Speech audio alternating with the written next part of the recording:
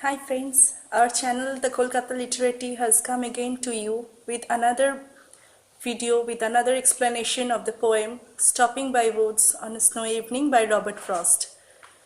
But before that friends, please like our channel, subscribe our channel, like our video to get further beautiful explanation of the poems. Thank you. Now, Stopping by Woods on a Snowy Evening by Robert Frost has been published in the year 1922. This poem is no exception to Frost's genre of conveying dual meaning to the reader through his poetry. On the surface, this poem is an example of simplicity by itself. The speaker is coming to a halt by some woods on the coldest evening of the year. The person, he or she, is carried away by the panoramic view of the frozen lake and the snow-covered woods. But he has to leave because of the compulsion of covering a considerable distance before it gets dark. The implicit meaning of the poem teaches us a moral lesson about the inevitable approach of death. So, we must accomplish our assigned task before we are overpowered with death.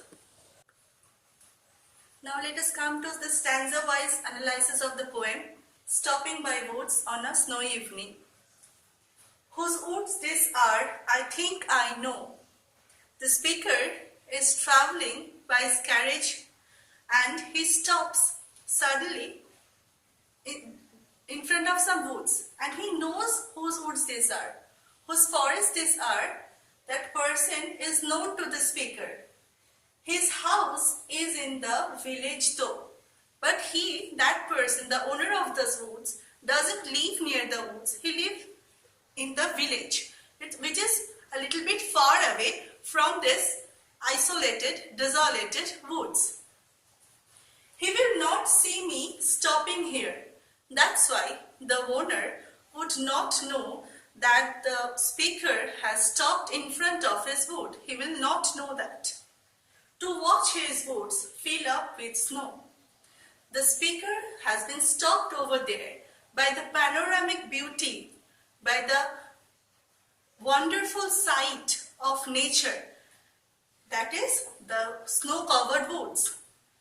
My little horse must think it queer, but it seems strange to the horse of the speaker, because to stop without a farmhouse near, because there was no farmhouse near, and it seems very strange for the horse to stand on the isolated place only covered by snow everywhere, between the woods and the frozen lake. So where they stopped, the place is between the frozen lake on one side and the snow-covered wood on the other side. And they are the only two living beings amidst this vast, beautiful nature on the darkest evening of the year. And that was the coldest day, coldest evening of the year.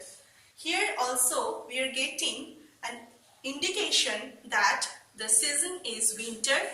Everywhere it is covered with snow. Snow and winter, we all know, is a symbolism of isolation, decay, dismay. The speaker is traveling all alone. So here is also an implication that in a journey of our life, we all have to travel alone. Now, the third stanza. He gives his harness bells a shake. The horse is queer, the horse is feeling strange. So, he was inquisitive to know. That's why he gives a shake to his harness bell. Harness bell means the thing he is attached to with the carriage. To ask if there is some mistake. He wants to know if by mistake his master has stood over there in front of the woods. The only other sounds the sweep of easy wind and downy flake. So here we get an idea of calm and quietness. The atmosphere, the ambience is serene. The woods, the place over where they are, it's so quiet and so calm and so serene that the easy flowing of wind can also be heard. The coming down of feathery snow can also be heard. It's so calm and quiet. Now, the most important stanza of the poem. The woods are lovely, dark and deep. This is the beautification of the wood. This suggests that the woods are lovely. It's quite charming. Dark, because it's growing dark by that time, and deep. One can go and go and go beyond the distance of the wood to get the beauty, to get the essence of the beauty of the woods.